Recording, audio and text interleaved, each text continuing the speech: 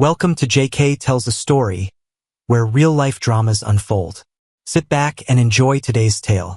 As soon as the Southwest plane touched down at Dallas-Fort Worth International Airport, Bradley Mitchell took out his phone. "Hi, honey," he said cheerfully when his wife Vanessa answered. "I'm back from Houston. The plane just landed.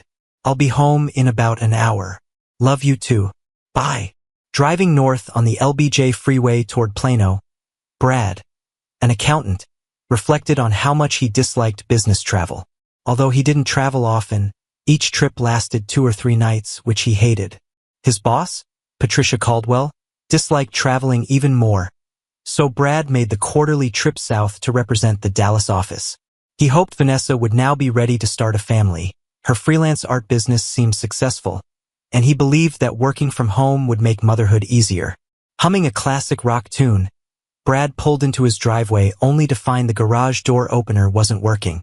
Annoyed, he parked and walked to the front door. To his shock, his key wouldn't fit the lock. After several attempts, he rang the doorbell but heard nothing. He knocked and called out, "Hi, honey. It's me. Something's wrong with the lock. Can you let me in?" No answer. He knocked harder and heard movement inside. Vanessa's voice came from behind the door. "I changed all the locks and the garage code." Confused, Brad said, "I don't understand. Let me in." "No, you don't live here anymore." "What do you mean? This is my home." After a pause, Vanessa said, "Talk to the person behind you." Brad turned to see a man in a baseball cap walking toward him. Before Brad could speak, the man handed him an envelope. "Bradley Mitchell? You've been served." "What's this?" "Your wife's petition for divorce and a temporary restraining order requiring you to stay 200 yards away from her." Stunned, Brad pounded on the door. "Vanessa, we need to talk." A police officer approached, hand on his holster. The man in the cap explained the restraining order to the officer, who then turned to Brad. "Sir, you need to leave immediately or I will arrest you." Dazed, Brad nodded and walked to his car under the watchful eyes of his neighbors. He drove away slowly, barely aware of his surroundings. Inside the house, Vanessa breathed a sigh of relief. "I did it," she thought. He never saw it coming. The next morning, Brad woke up in a motel, confused and exhausted. He spent the day trying to understand what had happened and why, unable to recall anything that might have prompted Vanessa's actions. He remained in a state of bewilderment. The good news was that Brad had his shaving kit with him. The bad news was that all his clothes were dirty or wrinkled, and he couldn't go home to get fresh ones because he was locked out. Worse, the restraining order meant he'd likely need a lawyer just to retrieve his belongings. He glanced at the clock and saw it was too early to call a law firm. Hungry from skipping dinner, he decided food was his first priority. He found a fast food place open early and grabbed breakfast while listing his tasks. The first was calling his boss to explain his absence. Patricia Caldwell, a micromanager, wouldn't be happy. He hoped to leave a voicemail, but she answered on the second ring. Brad initially blamed his absence on a cold, but Patricia didn't buy it, forcing him to admit the truth. She was unsympathetic, insisting he must have done something to provoke his wife.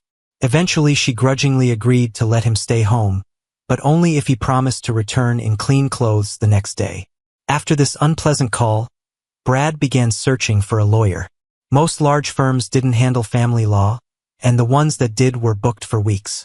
Desperate, he called a smaller firm, Thornton, Hayes Associates, and managed to get an appointment that afternoon, though he wondered why they weren't busier. He needed help immediately. Brad decided to buy new clothes, checking his bank account first. He was relieved his paycheck had been deposited, but horrified to see the joint account with Vanessa had only $1 left. Furious she had taken everything, he added it to the list of issues for his lawyer.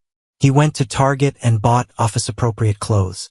On impulse, he drove by his house but saw no signs of life, so he returned to the motel and had a lonely lunch. Later, he headed downtown to the law firm. The office in an old building on Elm Street had an old-fashioned sign. After introducing himself, he was led to Gregory Thornton's office. Thornton, an experienced-looking man in his 60s, listened as Brad explained his situation and handed over the papers. Thornton reviewed them carefully before asking Brad what he wanted. "Can you get the restraining order lifted? If I could talk to Vanessa, maybe I could fix this." Thornton considered this, then leaned forward. "I have a few thoughts on that." Brad nodded as the lawyer began listing his points. First, in Texas you can't stop a divorce if the other partner wants one. Second, your wife locking you out shows she doesn't want to discuss her decision.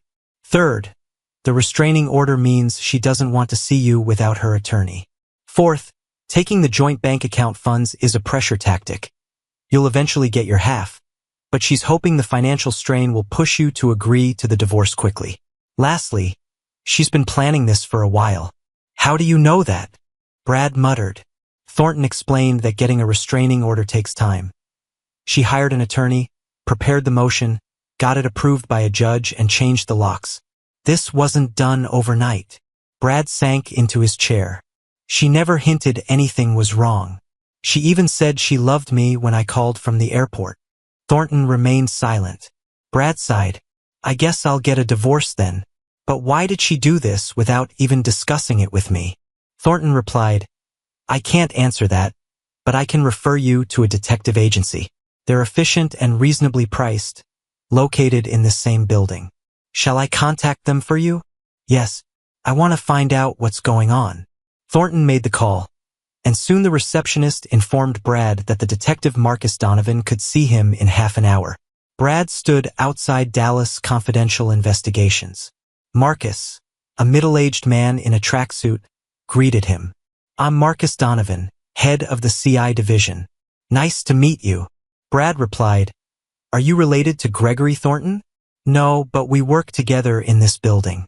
I was a detective in Houston before going out on my own. Now let's talk." Brad told his story. "Gregory says I can't stop the divorce, but I want to know why she did this. It's humiliating." The detective nodded. "I understand. We can find out why, but the protective order is likely her way of setting up her story. Assuming you've never hit or hurt her." "Never," Brad confirmed. "Then she's framing you as the bad guy. When people ask about the divorce, she'll mention the protective order. Your reputation suffers while she says nothing." Brad was stunned. "I can't believe she could be that evil." Marcus nodded. "She set this up cleverly. I'll find out why within a week." "That would be great," Brad replied, shaking his hand. For the rest of the day, Brad followed the lawyer's advice to protect his finances. The next morning, he went to work but was greeted by Patricia Caldwell. "I see you're finally here, Mr. Mitchell. You have a lot of work piled up. I hope you'll be diligent in reducing it." "God, how I hate that woman," Brad thought, but nodded and hurried to his cubicle. By skipping lunch and working hard, he managed to reduce his backlog, but his focus evaporated when Marcus Donovan called late that evening. "We've caught a lucky break, Brad. Our researcher found some interesting information. Can you come by tomorrow to see it?" "Can't you tell me now?" "Our policy is to present findings in person." "Okay," Brad reluctantly agreed. "I'll try to find time. If you don't hear from me, I'll come by first thing in the morning." Patricia was as unfriendly as he feared. "Mr. Mitchell, you can't just take off work whenever you want.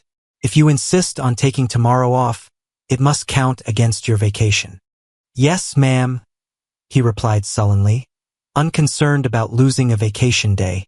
The next morning, Brad walked into the office and Marcus was in high spirits. "We're in luck. Come in and I'll show you." Marcus showed him a fisheye image of Brad's house. A silver BMW i8 appeared, entered the garage, and the door closed. "That was yesterday at 8:51 p.m. That's not your wife's car, is it?" "No. She drives a Honda," Brad realized. She had a guest, someone with a new garage code. Another video showed the same car leaving the garage at 1:32 a.m. Acid churned in Brad's stomach. "It didn't take her long to find a new friend," Brad said bitterly. Marcus played another video from 3 weeks ago showing the same car. "How often?" Brad asked fearfully. "We have documents from the last 6 months. She met this visitor 2 or 3 times a week." Brad felt sick. "How did you get this?" Your neighbors have motion-activated cameras. Everything goes into a cloud database. Sometimes they catch porch pirates or cheating spouses. Brad gritted his teeth. Too bad we never saw the guy. Marcus brought up another video. This time the car's license plate was visible. I have a contact at the DMV. He pressed a button, and a driver's license photo appeared on the screen. A handsome man in his early 40s. Does the name Derek Chamberlain mean anything to you? Son of a... Brad muttered. Vanessa works at his advertising agency. I bet that's how they met. He stood up abruptly. I'm going to confront him right now. Wait, Marcus said, grabbing Brad's wrist. This is why I present information in person. Sit down and let's talk before you do something stupid. Brad glared but sat back down. Listen, Brad. Confronting him could prove your wife's case for a restraining order. Your reputation is already shaky. Don't ruin it permanently. Brad bowed his head. I'm not a fighter. If I went to Chamberlain's office, I'd probably lose. Besides, Vanessa would love two men fighting over her. But I have to do something.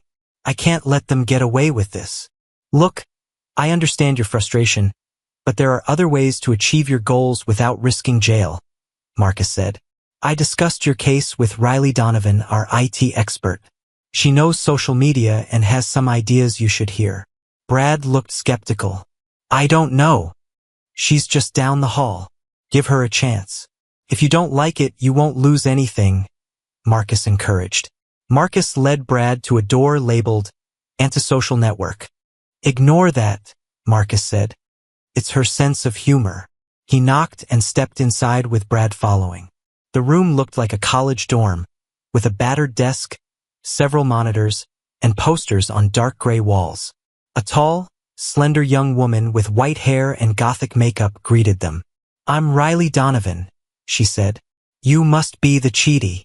Brad shook her hand, confused. What? If your wife is cheating, you're the cheatie, Riley clarified. Behave, Riley, Marcus interjected. Just hear her out, he told Brad before leaving. Riley invited Brad to sit on a futon. Tell me everything, she said, sitting down and crossing her legs. Brad explained his situation. Riley listened, then said, I usually don't do this, but I hate crooks. My dad filled me in, but... Wait, Brad interrupted. Marcus is your dad? Yes, and Gregory is my uncle. It's a family business, Riley confirmed.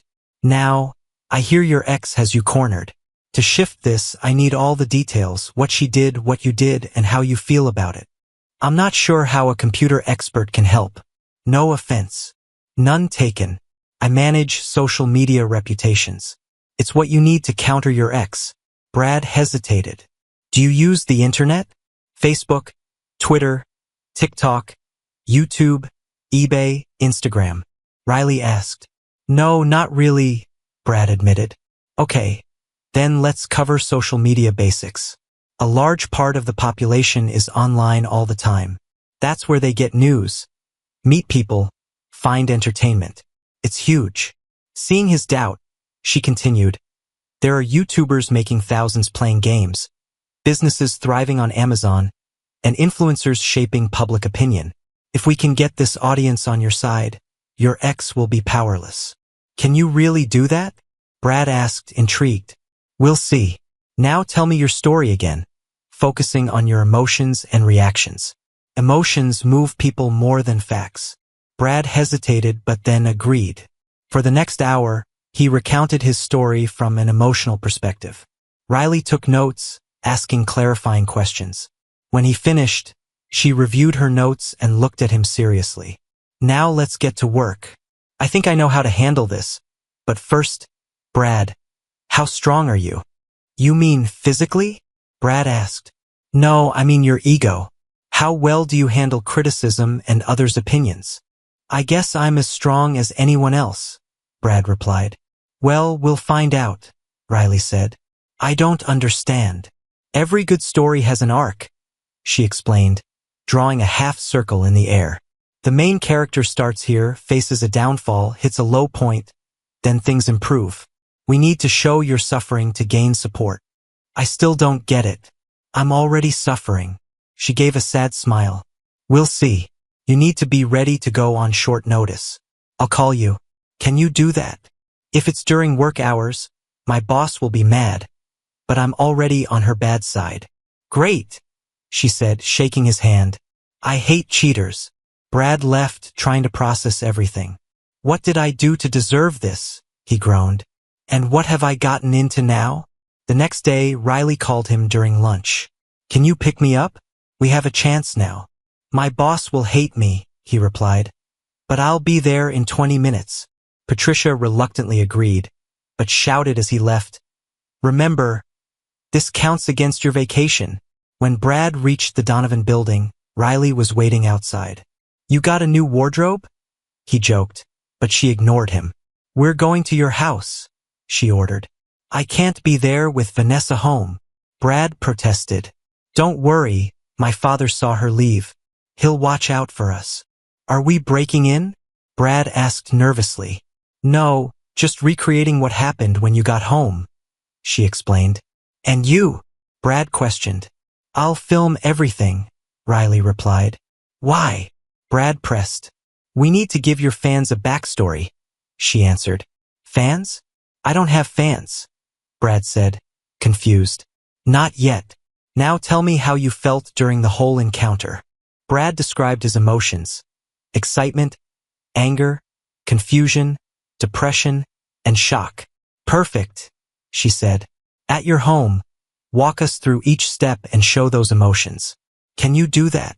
I'm not a good actor, Brad admitted. Don't act. Just remember and repeat what you did. Now give me your phone. She fiddled with his phone, handed him a Bluetooth earpiece, and directed him to his neighborhood. Once there, she called him, motioning him to get out and walk to the door. She filmed as he tried to open the house. Don't look at me, she said. Just do what you did before. As Brad attempted to open the door, memories and emotions from that day flooded back, souring his mood.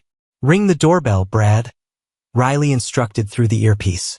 He pressed the button, remembering his frustration. Knock on the door, she continued. He knocked hard, feeling the growing irritation.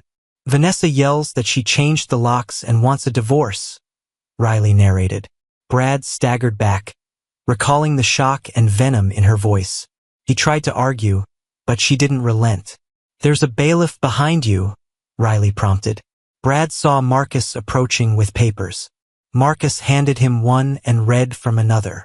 The text was incomprehensible, but Brad stared at it like it was a death sentence. He turned back to the door and started pounding on it with his palm.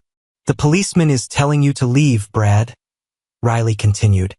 He turned around, imagining the policeman's words as if a judge was ruling. Without further prompting, he dropped his hands, sighed, and walked away. His legs felt heavy and his world seemed shattered. Go to the car, Riley reminded him. He slowly walked to the car, got in and sat down. You were great, Brad.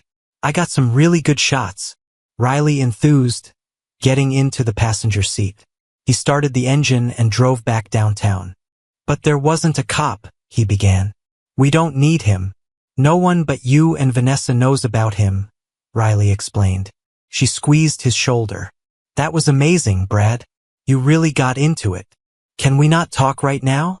Brad asked, the pain in his voice evident. She pulled her hand back and stared out the window. By the time they reached the Donovan building, she had made her decision. Park in the lot, she said. You're coming with me. She led him to her office, gestured for him to sit on the futon, and returned with 2 bottles of beer. They drank in silence. After the second bottle, she spoke. You're really into this, aren't you? Riley asked. He sighed. Yeah, it all came back. The shock, the confusion, the despair. I guess I never dealt with it. She nodded. I'm sorry to put you through that, but your reaction will have a real impact on the audience. He took another sip. I still don't see how this will help. I'll use this video to start your storyline, The Decline. Then we'll bring it back to a happy ending, she explained. So you're promising me blood, sweat, and tears? Brad asked. Exactly. But remember, the British lost in the end because America helped. Riley quipped. Yeah, and you have me on your side. It won't be a fair fight, Brad said. She stood up. Now let me work. I don't know why, but I trust you. He stood too. Thanks for the beer. She hugged him quickly. Hang in there, Brad. Things will get better, I promise. As he drove back to the motel, Brad felt a bit more hopeful. The next morning, his mood soured quickly. Patricia Caldwell was absent, and work was wearing him down. The only bright spot was a call from Riley. Can you come over after work? I've got something you'll want to see, she said. The last 2 hours of work passed quickly. At Riley's office, she sat him down and unfolded a large monitor. To understand, you need to watch some YouTube first, she explained. Ever heard of Scandal Sally? No. Should I have? You definitely should. Sally has one of the most popular gossip channels on YouTube. Let me show you. An ad for beauty products played, and Riley impatiently skipped it. The screen showed a middle-class living room with a dramatic backdrop. A sign read, Scandal Sally's Tea Time. The camera switched to a set with a desk, and behind it sat a hostess in dramatic makeup and a blonde wig. Oh, how nice to see you, the woman shrilled. I'm Sally, and I just found out the juiciest gossip ever, and I'm going to tell you all about it. She then listed gossip, life stories, fashion tips, product recommendations, and more. Charts and videos illustrated each segment. After a few minutes, Riley paused the program. Okay, you get the idea. What do you think? Is this her hobby? Brad inquired. A hobby? Riley snorted. It's her full-time job. Can she make a living doing this? Brad questioned, astonished. Advertisers pay well for popular YouTube shows, Riley explained. How well? Brad asked. A show with 1 million subscribers can make over $50,000 a year. 50,000? Not bad, Brad responded. Sally's show had about 100 million subscribers last year, Riley revealed.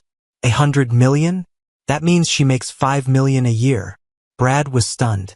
Riley sat in another chair. To be successful, a show needs constant content. Sally gets most from publicists and advertisers, but needs more to keep her subscribers. That's where I come in. I suggest stories she can use. I'll push your story to her to get you attention. Why would she be interested in my story? Brad asked. I'm going to make you the symbol of every heartless man who has cruelly abandoned a wife or girlfriend, Riley explained. What? I'm not a quitter, Brad protested. Not in my version. Look at the footage and script I put together for Sally.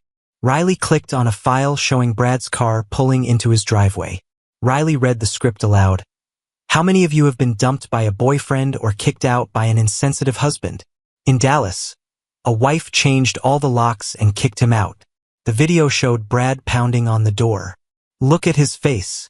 He can't believe it. Watch him deflate when the bailiff hands him the divorce papers. She continued. And for the grand finale, the humiliated hubby takes the long, shameful walk to his car. Brad watched the screen in pain. That was humiliating. Do we have to do it like that? I'm sorry, Brad, but it's the only way, Riley replied. Okay, if you say so. At least you didn't use names. I hope no one recognizes me, Brad said, resigned. She turned away without a word. The next day at work, Brad received a message from Riley. You are live on Sally. Fasten your seatbelt. For the last hour of work, Brad watched his coworkers but noticed nothing unusual. Patricia Caldwell glanced at him as he left at 5:30, but that wasn't unusual. He decided to stop by Riley's office. Sally loved it, Riley said cheerfully. She used it just like you saw, but did the voicing herself. She's already getting a great response. A lot of women love seeing an insensitive man suffer. But I'm not like that, Brad protested. They don't know that. The spreading online. Someone on TikTok shared your face, and now it's going viral. My Facebook accounts are getting posts about it too, Riley informed him. But don't worry, on the internet, you're called Humiliated Husband. Great nickname, he muttered sarcastically. So what's next? We let this develop for another day, then move to phase 2, Riley explained. What's phase 2? Brad asked. We turn you into a real villain, Riley replied. Does it have to be? Brad questioned uneasily. Absolutely. You can't rise unless you fall first, Riley insisted. I don't think Newton said that, Brad remarked. Yes, but Sir Isaac didn't know about the internet, Riley countered. He spent the evening in a somber mood and struggled to fall asleep in the cramped motel room. The next morning, he overslept and had to rush to work. Entering the lobby, he noticed the receptionist staring at him intently and making a phone call as he headed to his cubicle. What was that about? He wondered, settling at his desk. Throughout the morning, an unusual number of employees passed by his cubicle with snide comments and muffled laughter. Just before lunch, a supervisor burst in. Brad, this internet nonsense is affecting your work. It's not professional to air your personal problems. Ma'am, I'm just working on the Wilson case. I'll have the file ready by 2 p.m., Brad replied. Email it to me. Judging by the way you move, it'll take an hour otherwise, she said, walking away and leaving Brad anxious. If even Patricia saw it, this story must be everywhere, he groaned. Trying to stay inconspicuous didn't help. During a restroom break, a group of co-workers gathered in the hallway, and a nervous intern approached him. Mr. Mitchell, some people want to know if your initials are HH? The intern asked. Brad stared in shock as the group erupted in laughter. He hurried to the restroom for refuge. At 5 p.m., he dashed out of the office and drove to the Donovan building, confronting Riley. What did you do to me? Everyone knows it's me. Even my boss. Brad demanded. I'm not surprised, she replied calmly. Brad, you've become a meme. A what? Brad asked, bewildered. A meme. That clip of you walking away humiliated has gone viral. You're the poster boy for a man humiliated by a woman, Riley explained. He sank into a chair, arms around his head. Riley knelt in front of him. Brad, it's going to get worse. Tomorrow, Sally will reveal you were served with a protection order. Can you be strong? I'll try. I don't have a choice, Brad muttered. The next day, Derek Chamberlain parked his silver BMW in Brad's driveway. Inside, Vanessa was frowning at her computer. Did you see this? She asked, pointing to Sally's video of Brad. How did they get that tape? Probably one of your neighbors filmed it. It makes Brad look like an idiot, and you're smart for dumping him, Derek replied. I guess you're right, but I feel sorry for him. Look at his face, Vanessa said, her voice softening. The next day started better for Brad. People still stared, but the novelty seemed to have worn off. His calmness was shattered mid-morning by a text from Riley. The second part is up. Stay cool. He logged onto YouTube and watched in horror as Sally's new video played. She revealed the restraining order, showing the official document and speculating on its implications. To the wife, we hope you are safe, Sally declared. To the humiliated hubby, goodbye, and we hope you get what you deserve. Brad felt his world crumble further as Sally's influential words painted him as a villain. Oh my God, Brad muttered. Sally could put a bounty on my head. I've got to get out of here. Normally, the office had a steady hum of background noise, but now it felt like a low, menacing growl. Brad noticed co-workers whispering and throwing accusatory glances his way. He tried to slip out unnoticed, but the crowd only grew. Snide comments and muffled laughter echoed around him. Suddenly, the noise died down as Patricia Caldwell entered his cubicle. Mr. Mitchell, unprofessional behavior impacts our office. Normally, your personal life is your business, but not when it involves spousal abuse, she said sternly. But I never touched Vanessa, Brad exclaimed. Then why did she seek legal recourse? Why must you stay 200 yards away from her? Patricia asked. I don't know why, Brad replied, desperation in his voice. Enough, she shouted. This company has zero tolerance for spousal abuse. You are hereby terminated, effective today. Brad's mouth dropped open, but she continued. You will be paid for your work and receive 2 weeks severance pay. Leave immediately. Ralph will escort you out. A stout security guard entered. Mr. Mitchell, we won't have any problems, will we? Ralph asked. Brad shook his head and let the guard lead him away. The murmurs grew louder behind him. In his car, Brad sat in a daze until Ralph gestured for him to leave the parking lot. He drove aimlessly until he found himself outside the Donovan building. Angry, he rushed to Riley's office. What did you do to me? He demanded. I've been going through hell all day. Everyone knows it's me. Even my boss. They fired me. They fired you? Why? Riley asked, concerned. Patricia fired me. They're sending me severance pay. Brad explained, frustration evident in his voice. That's great, Riley exclaimed. Don't go anywhere, Brad. I'll be right back. She ran out, leaving Brad puzzled. Exhausted. He lay down on the futon and half asleep. He drifted off. He woke when Riley returned and sat beside him. I'm so sorry, Brad, Riley said, taking his hands. I knew phase 2 would be tough, but I didn't think your firm would act so fast. It was the worst part. What happens now? Brad asked wearily. Tomorrow we'll let things settle, then launch phase 3. Oh God, now what? Brad asked, groaning. Now your arc will climb. You've hit bottom, it's going up from here. Uncle Gregory says don't cash checks from your firm. Riley informed him. You talked to your uncle about this? Brad asked, surprised. Yes, and he insisted. Don't sign anything without his approval. But I'm running out of money. Paying for the motel, eating out, buying clothes. It's all adding up, Brad said, worried. Riley brightened. You could move here. Live in the office. What? Brad asked, incredulous. Yes, I live here. There's a converted bedroom and a bathroom, Riley explained. But I can't do that. Where would I sleep? Brad asked, uncertain. On the futon, until we sort things out. Seeing his hesitation, she squeezed his hands. It's silly to waste money on a motel now that you're laid off. You'll be here most of the time anyway. Let's go out for dinner and talk about it. Brad suggested they go somewhere nearby. They went to a small bistro where Brad recounted his day. She listened sympathetically. After dinner, she insisted on paying the check. Back in the car, Riley said, Why don't we stop by your motel? Grab your stuff and check you out? I'll drive you back to the office. Too tired to argue, Brad agreed. They gathered his belongings and drove back downtown. Riley helped him set up the futon as a bed. Everything you need is here, she said. Shower through that door. Kitchen area over there. I'll be in my room if you need anything. Thanks, Riley. She smiled.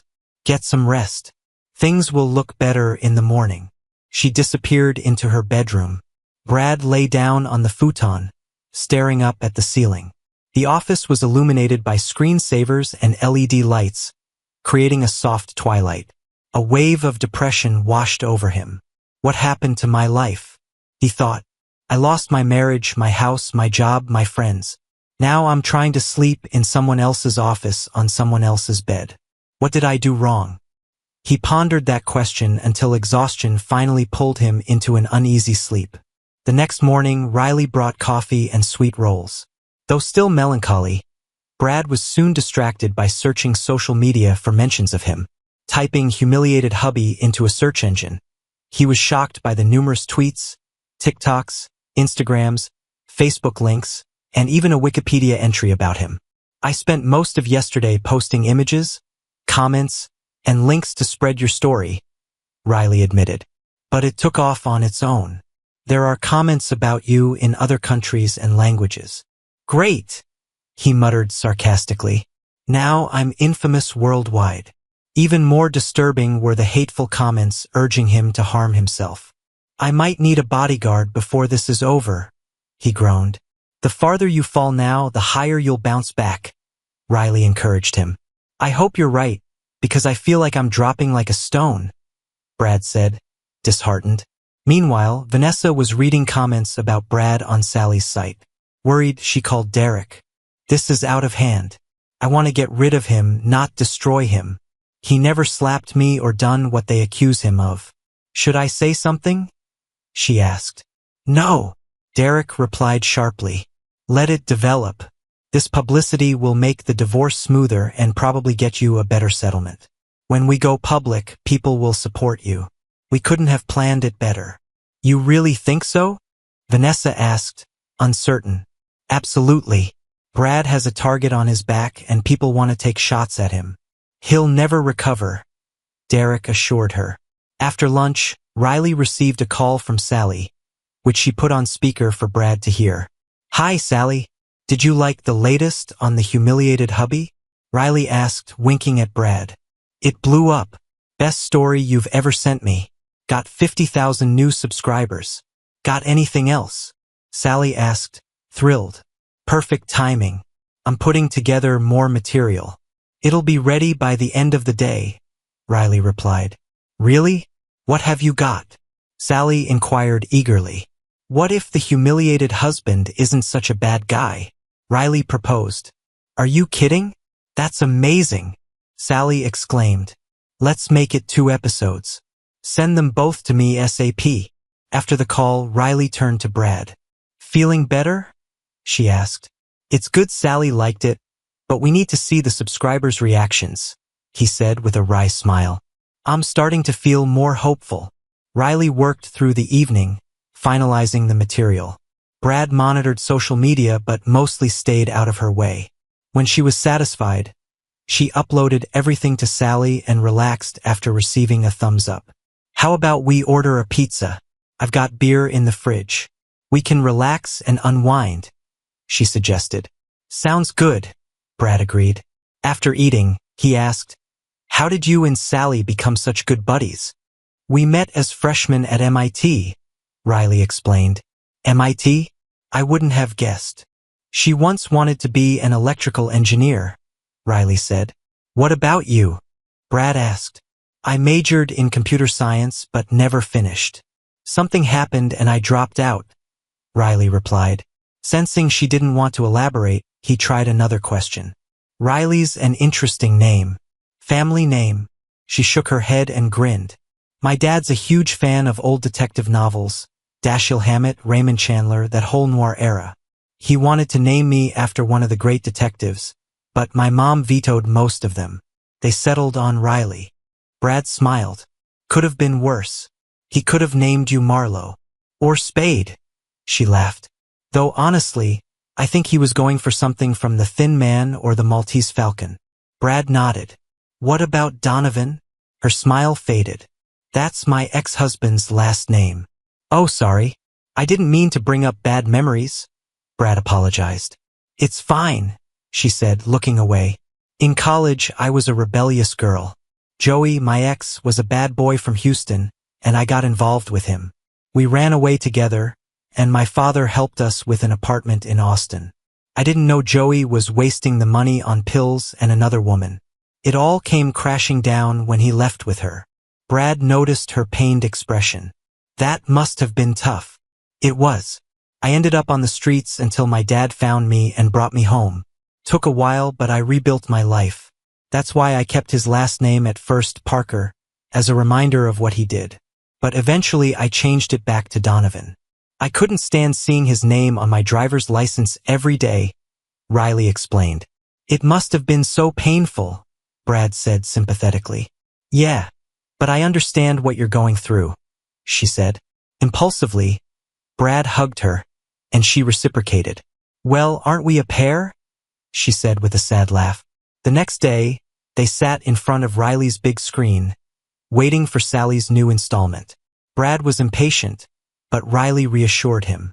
Finally, Sally appeared on screen, clearly excited. I have big news, gossip lovers. The saga of the humiliated hubby has a new twist. An image of Brad's house appeared, showing a silver BMW pulling into the garage. Guess whose car this is? Derek Chamberlain, head of the Chamberlain Advertising Agency, visiting Mrs. Hubby 3 months before she filed for divorce. Images showed the sports car arriving multiple times. I'm not judging Mrs. Hubby, but there's more to this story. Stay tuned for our next revelation. Riley turned off the program, and they both jumped up applauding. Brad hugged her tightly. That was amazing. You're amazing, Brad said, staring at her. Then he leaned in for a kiss. She hesitated but then responded fervently. Their passion was interrupted by a knock on the door. Gregory Thornton's secretary peeked in. "Sorry to interrupt, but Mr. Thornton wants to see you, Mr. Mitchell." "Of course," Brad replied. He followed her, casting one last glance at Riley. Gregory Thornton was waiting and led Brad into his office. "Since you chose our firm, I was very interested to hear about your dismissal. My niece told me, and I recommended you not cash checks or sign anything from your former employer." "Yes, sir." She passed it on. Brad confirmed. "Good. That could imply a settlement, and you don't want to accept any offers now," Gregory advised. "Okay," Brad said hesitantly. "You were fired for violating the firm's spousal abuse policy, correct?" Gregory asked. "Yes, sir. My former boss made that clear," Brad replied. "Can anyone else confirm that?" Gregory inquired. "I can give you at least half a dozen names," Brad answered. "Great. Assuming that's what happened, I've prepared a wrongful termination lawsuit.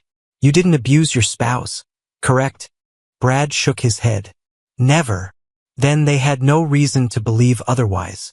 Your public firing slandered your name, and they didn't follow company procedure. I believe you have a strong case for $10 million in damages. Does that seem fair?" "10 million?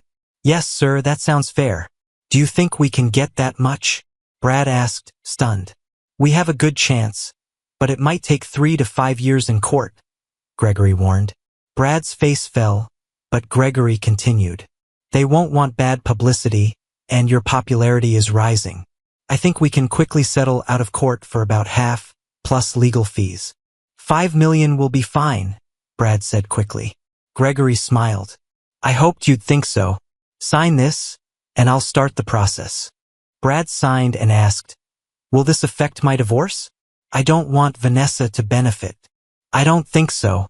These events occurred after the divorce petition. Her actions led to your dismissal, so she shouldn't benefit," Gregory assured him. Brad rejoiced and hurried back to Riley's office. She was busy at her keyboard. When he tried to share his news, she interrupted. "Can it wait, Brad? I've got a deadline."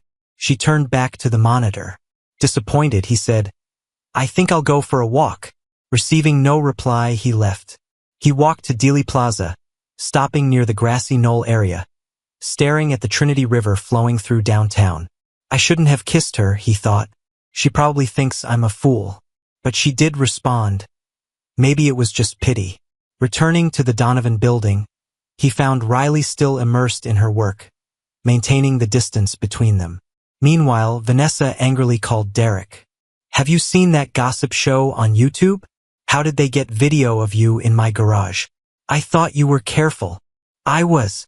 One of those video doorbells must have caught me. They keep footage for months." "I'd like to know who found it," Derek replied. "Do you think Brad could be behind it?" Vanessa asked. "Brad? Are you crazy? He's the humiliated husband. He wouldn't do that to himself."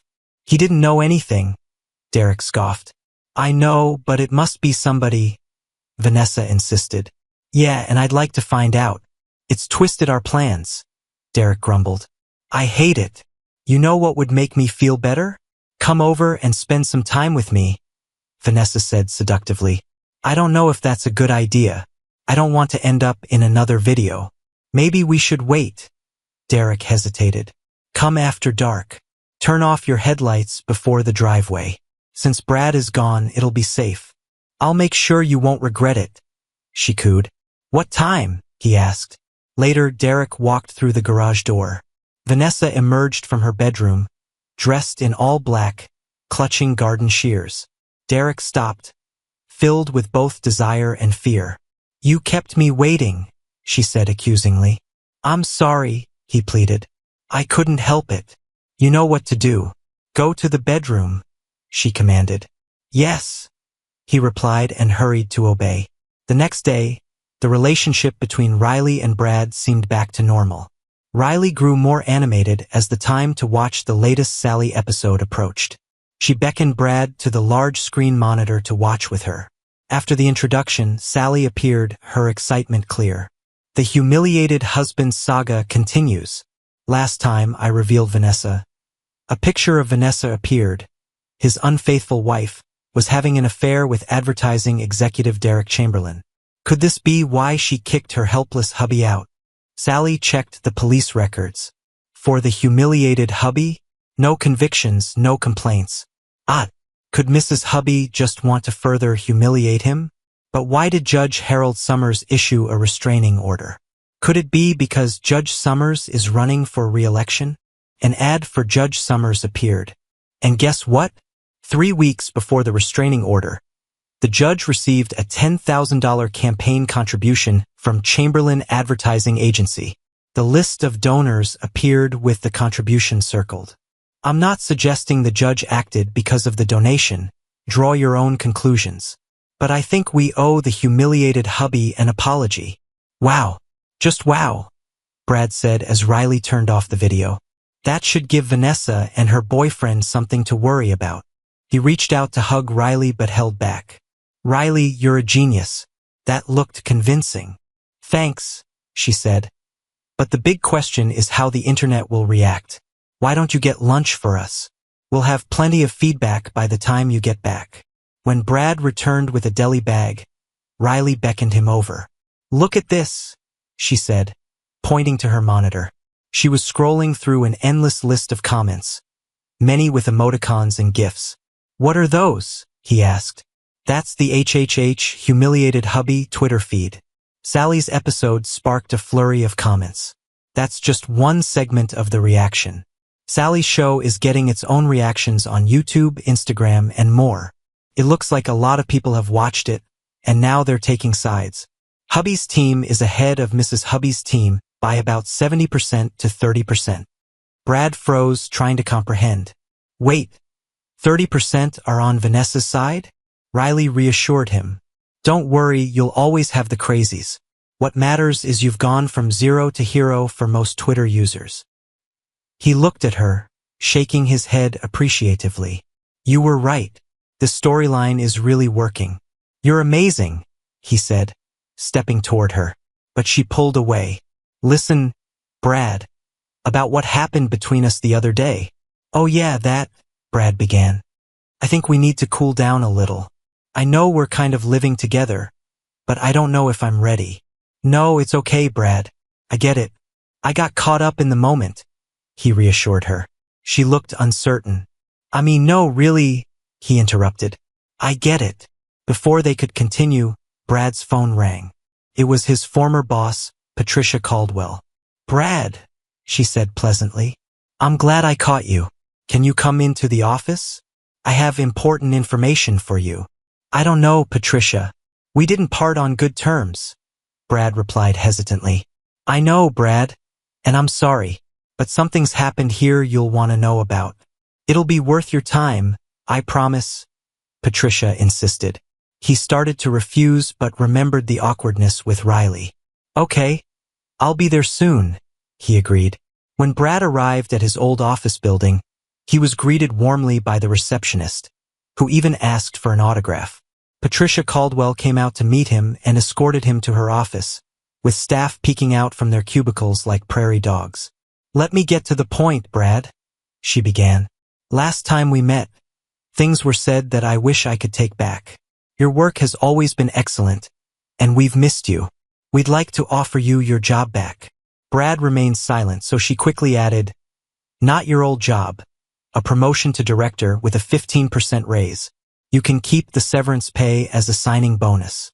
What do you say? Brad sat up straight. So you admit I was fired for spousal abuse, which I didn't commit, and my termination didn't follow the employee handbook? That's all water under the bridge, Brad. Let's focus on the future, your promotion, pay raise, and bonus plan, Patricia said, trying to smooth things over. Brad stood up. Patricia, you can take the raise, pay increase, and new title and shove it. I'll see you and the firm in court. He left her office, hearing applause from some of the cubicles as he exited. After lunch, Gregory Thornton called Brad to discuss his visit. Tell me you made no commitments and didn't sign anything, Gregory said. Brad repeated what Patricia had said. The lawyer grinned. It wasn't prudent to go in there without a lawyer, but I understand. Your boss's desperate attempt to get you back is a positive sign. We'll likely hear from their lawyers soon. When Riley returned, they ordered Thai food and discussed the visit. Brad recounted his run-in with Patricia and mentioned the lawsuit but didn't share the details to avoid looking like he was trying to impress her. Riley seemed happy for him. After all you've been through, you deserve a little luck, Riley said. The conversation paused, and Brad noticed Riley staring at him. What's the matter, Riley? He asked. She hesitated before asking, You asked me about my past. Can I ask you about yours? Sure, ask, Brad replied. How did you and Vanessa end up together? Riley inquired. Brad rolled his eyes. I met her at a Chamber of Commerce event. We hit it off, talked all evening, and things moved quickly. We got married 6 months after we met. And you didn't know her that well? Riley asked. I thought I did. She told me she was divorced, and I believed her ex was an idiot. She wanted to elope, and we got married right after her divorce was finalized. It all seemed exciting and romantic at the time, Brad explained. Riley sat in silence, processing what he had shared. I was just curious how you two ended up together. She stood up, yawned, and stretched. I'm really tired. I think I'll go to bed early. See you in the morning, Brad. He watched her door close and muttered to himself, What's this all about? The next morning, Brad's phone rang early. Mr. Mitchell? A woman's voice said. This is Gregory Thornton's office. Mr. Thornton would like to meet with you this morning. Sure. I can be there in about an hour, Brad replied. He knocked on Riley's door and found her fully dressed. Good morning, Brad. Who was on the phone? Your uncle's secretary. He wants to see me in an hour. Can I use your shower? I think your uncle would appreciate it. Riley waved him off and he showered, shaved, and dressed. When he came out, he saw Riley had bought coffee and croissants. You need caffeine and carbs for a good breakfast, she said with a smirk. At the lawyer's office, the receptionist greeted Brad warmly. He's expecting you, she said with a smile. Gregory Thornton looked stern as Brad sat down. I've been negotiating with your former employer, he said. We couldn't agree on the $5 million we discussed. Brad felt disappointed. A hint of a smile appeared on the lawyer's face. However, I secured $6.5 million. I hope that's satisfactory. $6.5 million? You're kidding, Brad exclaimed. They'll cover my fees too. The only condition is a non-disclosure agreement and no public comments about the deal. Is that okay? Gregory asked. For $6.5 million, I will gladly stay silent, Brad replied. The lawyer gestured for Brad to stop.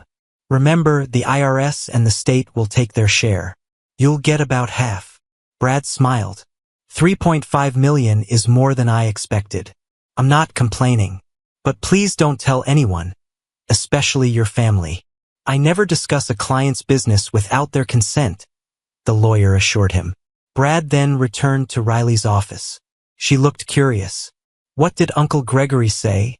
She asked. Do you have any plans for tonight? He asked nonchalantly. No, why? She responded. Great. I'd like to thank you by taking you to dinner. Have you been to the Mansion restaurant?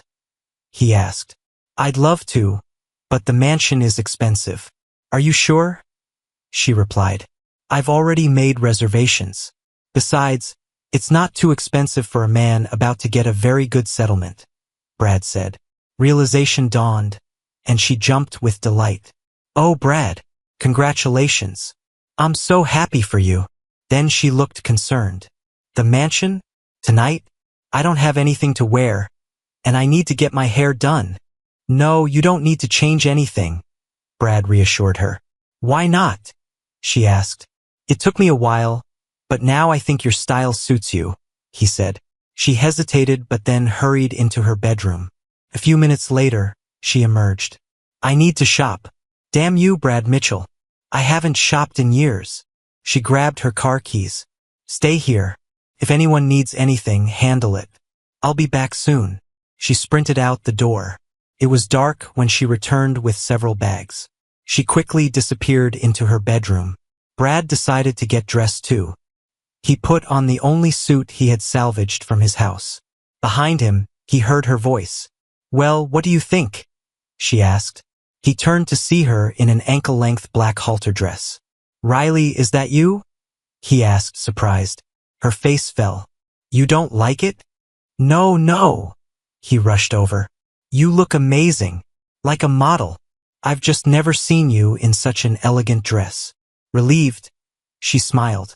"I was afraid it was too much, but it looked so good in the store." He stepped back to take another look at her. The black dress contrasted beautifully with her white hair, and the silver high-heeled sandals completed the look. "You look so tall, and the dress really suits you," he marveled. Then he glanced at his own clothes. "Now I'm wondering if I look good enough to go with you." She laughed, kissed his cheek, and said, "I would have told you if you didn't. Now why don't you call us a car?" As they finished dinner on the mansion's terrace, Riley sipped her wine and got serious. "Brad, remember how I pulled away the other day?" she asked. His smile faded. "I remember, but it was my fault." "No, it wasn't you, Brad. It was me." She looked down at the table. "Remember when I told you about my marriage? It really hurt me. I haven't dated since then." He looked uncomfortable. "I'm sorry, Riley. I didn't mean to pressure you." "No, you didn't. I just reacted instinctively. When I first met you, I thought you were just another clueless husband. But I've come to see you're wise, funny, romantic, and loyal. That's important to me." She blushed. "If you wanted to kiss me again, I wouldn't run away." He smiled triumphantly and took her hand. Before he could speak, a waiter approached. "I think we'll skip dessert," Brad said quickly. Riley blushed again. Meanwhile, Vanessa angrily tried to contact Derek Chamberlain. "What's this about bribing Judge Summers for a protective order? I thought you said he was your friend," she demanded. "In politics, friend means sponsor. The judge needed a friendship gesture to help. But now the agency directors have kicked me out, and the Texas Department of Revenue is auditing us. I'm screwed," Derek explained. "Oh, Derek, I'm so sorry," Vanessa said. "Your sorry is worthless. Forget my number while I fix this nightmare," he snapped, hanging up. "What am I going to do now?" she moaned. Brad and Riley, engrossed in each other, barely noticed the rideshare driver as he dropped them off at the Donovan building. They hurried to the elevator and up to the 6th floor, hugging tightly. Once inside Riley's office apartment, she told him to wait while she went to her bedroom. "I'll be just a minute," she said. When he entered, he found the room lit by candles, and Riley stood in the soft light. They had an incredibly good time that night. The next morning, Brad woke up early and lay thinking. He got up quietly to avoid waking Riley. When he returned, she was already awake and dressing. She looked at him apprehensively. "What's the matter, Brad? Where did you go?" she asked. "I needed to take a walk and think," he replied. "What were you thinking about?" she asked, trying to hide her worry. He sat across from her with a serious expression. "Losing my marriage, home, and job has made me rethink my future. Everything seemed clear before, but now I'm questioning what I want and where I want to live." He saw her uncertainty and explained, "I'm not from Dallas. My father was in the Army, and I grew up in Colorado Springs. We moved here because my mom had relatives in Texas. Now that my parents are gone, I have no ties here." He showed her his phone. "My realtor says there's an offer on the house coming soon." He sipped his coffee. "I lost my job, and thanks to your uncle, I have some financial breathing room. When the divorce goes through, I'll be done with Vanessa and Dallas. It's not a bad city, but it's nothing special to me." She nodded, though her expression seemed to wilt. "I've been thinking, and I want to leave and start fresh somewhere else. Maybe the Pacific Northwest. It's supposed to be beautiful." He paused awkwardly. "I'm sorry, Riley. What I mean is, would you consider coming with me?" She was bracing for the worst, so it took a moment to process. "You want me to come with you? For how long?" she asked. "As long as you want," Brad replied. "But how long do you want me to stay?" she asked. "I don't want you to ever leave," Brad confessed. She gasped and hugged him tightly. After a long embrace, he pulled back. I know it's a lot to ask, Riley. Leaving your family and job, and you don't know me that well yet, he began. Shut up, she interrupted. Your problem, Brad, is not understanding when someone says yes. She kissed him again, showing she needed no more convincing. For the next few days, they were almost oblivious to others. Their relationship's change was noticed by everyone, providing amusement for the ladies on the floor and eye-rolling for the brothers. Reality soon intervened. Brad had to consult Gregory Thornton about the divorce. Vanessa became reasonable, and issues were quickly resolved, allowing the divorce to proceed without conflict. Brad arranged for Gregory to handle the house sale closing and the settlement with his accounting firm, keeping the outcome from Riley for now. Riley had worked for several clients, primarily her father. She cautiously informed him of her plans to leave with Brad. Riley, are you sure? I remember what happened with Joey. I don't want you to get hurt again, her father said. She tensed, expecting a confrontation. It's different now, Dad. I'm older and more careful. Brad is nothing like Joey. No impulsiveness, no wandering eye, no drinking problem. I know, he said, surprising her. I've checked. I almost lost you once. I'm not risking it again. She started to object, but he continued. Everything I found matches what you said. He's tough, reliable, intelligent, and hardworking. He was a faithful husband, just naive about Vanessa. You've chosen well. I'd hate to see you go, but if you want to, you have my blessing. Oh, Dad, she exclaimed, hugging him tightly. When she returned to her chair, he said, I'm glad you won't have financial problems. I'd hate to see you close your business, though. You're really good at it, and I rely on you more than you know. She laughed. Going with Brad doesn't mean I'll stop working. I can run my business from anywhere with a laptop and high-speed internet. You're not getting rid of me that easily. I'm very glad to hear that, Riley, her father said. Then his expression turned serious. There's something else you both need to hear. Brad should join us. Puzzled, she found Brad. When they returned, Gregory sat on the edge of his desk. I've learned some news that may affect you both. Derek Chamberlain, your ex-wife's lover, has been ousted from his agency and is under investigation for tax fraud. Gregory informed them. Brad shrugged. I'm not shedding any tears for him. That's not all, Gregory continued. He and Vanessa are no longer dating and don't talk anymore. Brad and Riley exchanged glances. Okay, Brad said firmly. Riley looked at her father. Why make such a big fuss about this? She asked. Marcus looked at the couple. It's not what happened, but what might happen next. Brad, your ex's scheme failed. She has no prospects of a new lover or selling her work. I think she'll try to make up with you. Riley sighed. Good luck with that. Brad waved dismissively. I wouldn't touch her with a 10-foot pole. Marcus nodded. I understand, but don't underestimate her. She can delay the divorce, object to the house sale, or petition for family counseling. Riley mentioned your plans to leave town. Vanessa could drag this out for a long time. But why would she do that? Brad asked sharply.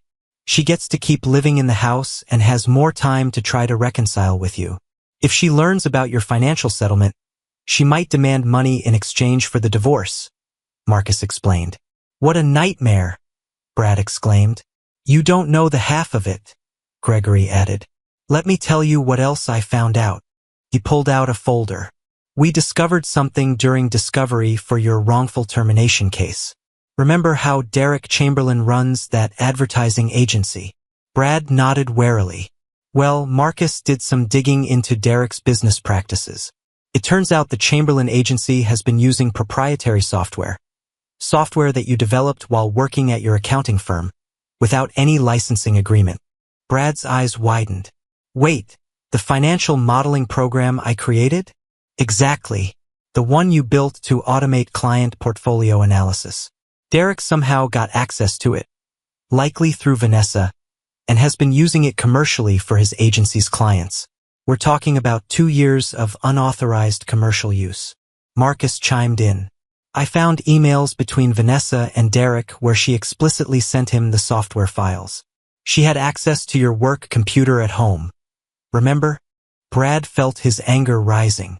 That software took me 3 years to develop, which is why, Gregory continued with a satisfied smile, we filed a copyright infringement lawsuit against the Chamberlain Agency. Given the commercial use, the damages are substantial. Their legal team reached out yesterday wanting to settle. They're offering $65 million. Riley gasped. Brad sat in stunned silence. After taxes and legal fees, you'd net approximately $32 million, Gregory said. But there's a condition. You need to agree within 48 hours, and it requires complete confidentiality. Brad found his voice. $65 million? For my software. For 2 years of commercial theft of your intellectual property, plus punitive damages for the way they obtained it through your wife, Gregory clarified. Derek's agency would rather pay than face a public trial that would expose how they stole proprietary technology. After hearing the new information, Brad and Riley were stunned. Brad's face was white with anger. Riley was worried, seeing him so upset. What are you going to do, Brad? She asked fearfully. I'd like to strangle her, he replied firmly. Seeing Riley's reaction, he quickly reassured her. Don't worry, babe. I'd never do that. But I want to repay her somehow. She looked thoughtful. I know someone who can help us. He looked puzzled, then smiled. Sally? They both laughed. Let me message her about another installment of the humiliated hubby saga, Riley suggested. Within seconds, the phone buzzed. She grinned and showed Brad the reply. I want it. I want it. I want it. They quickly worked on the information Marcus had found, preparing it for Sally. After a couple of hours, Brad's phone rang. Riley saw the name on the display and the anger on Brad's face. She went to the bedroom to give him privacy, but could still hear the anger in his voice. When the call ended, she came back out. It was Vanessa, he told her. She wants to meet tomorrow at our house to settle some details. She hinted at wanting to reconcile. And you told her you'd get back to her? Riley asked. The question is, how quickly can we get this information to Sally, and when can she air it? If we can send it today, she might work on it right away. It could mean a late night for us, but it'll be worth it, Brad said. Let's do it, Riley agreed. Okay. I'll let Sally know our plans. Great, he said. I'll call Vanessa and tell her I can meet tomorrow afternoon. Hopefully, Sally will have plenty of time. Riley grinned and picked up the phone. Judging by her reaction, you don't need to worry. The next afternoon, Vanessa was nervously checking herself in the mirror when Brad arrived in a rideshare car. She was surprised but realized this could work in her favor. Worst case, I'll drive him back to his apartment. Best case, he stays the night, she thought. When he reached the porch, she was already holding the door open. She tried to kiss him, but he pulled away. Don't rush, she scolded herself. She gestured for him to sit in the living room. Do you have the papers we need to sign? He asked. I do, she replied, spreading them on the coffee table. But before we get into that, I need to apologize. I've made big mistakes and treated you terribly. This whole divorce is like waking up from a bad dream. I don't know what I was thinking. I was selfish and cruel, and I don't even know why. All I know is that I wish I could make it up to you.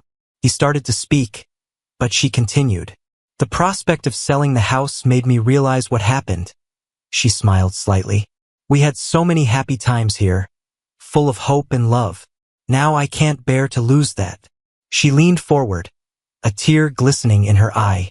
Brad, is there any way we can get that feeling back? Can't we start over? We don't have to sell the house if you're willing to try. I'd spend the rest of my days making you as happy as you deserve. He looked at her coldly. Let me get this straight, Vanessa. You want me to forgive you for cheating, forget the restraining order, and forget locking me out of my own home? Honey, I know I treated you horribly and did terrible things that hurt you. I can't explain why I did those things. It's like I went temporarily insane. But I've come to my senses. I remember how good we were together. Please, baby, let's not throw the good away with the bad. He looked at her incredulously. Are you out of your mind? he growled, and she flinched. Let me make this clear. I'm an accountant. I deal with assets and liabilities. And you, Vanessa, are a huge liability. The sooner I get rid of you, the happier I'll be. Now, if you'll give me the papers to sign, I'll leave, and hopefully, this will be the last time I see you. Shocked, Vanessa handed Brad the papers from the real estate agent.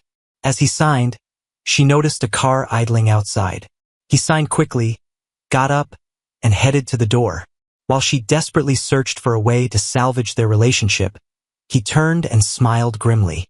Have you ever heard of Scandal Sally? He asked. She shuddered. I think you should watch her latest show. You'll find it very interesting. With that, he walked out to the waiting car. Everything okay? Riley asked. He nodded and smiled. Everything's fine. As they drove away, Vanessa rushed to her computer, logged onto YouTube, and found Sally's gossip channel. She watched nervously as Sally began her introduction. A banner appeared on the screen. Humiliated hubby. The rest of the story. Hey gossipers! You all want to know more about the humiliated husband and his not-so-decent wife? Well, now Sally has the latest chapter for you.